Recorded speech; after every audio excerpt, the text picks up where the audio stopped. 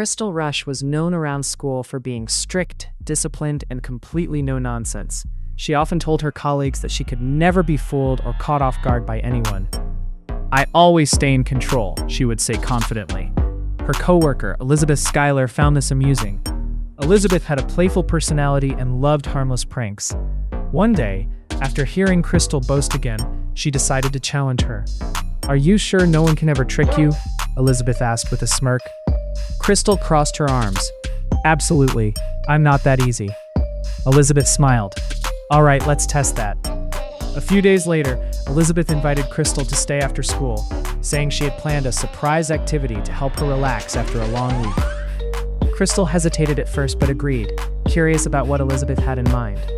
When Crystal arrived, Elizabeth told her it was part of a trust exercise.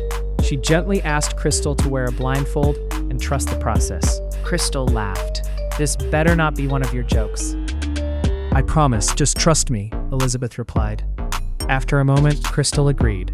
Blindfolded, she stood in the quiet classroom, trying to stay composed. Elizabeth quietly stepped away and rearranged a few harmless things in the room, moving chairs, placing objects in unexpected spots, and setting up a playful surprise. Moments later, Elizabeth guided Crystal to move around the room, giving her small instructions. Crystal followed carefully, but everything felt unfamiliar. She bumped lightly into a chair that wasn't supposed to be there. "Wait, this isn't how the room was," Crystal said, confused. Elizabeth couldn't hold her laughter anymore. Okay, take off the blindfold." Crystal removed it and looked around, realizing the classroom had been completely rearranged. "You actually got me," Crystal admitted, surprised. Elizabeth grinned.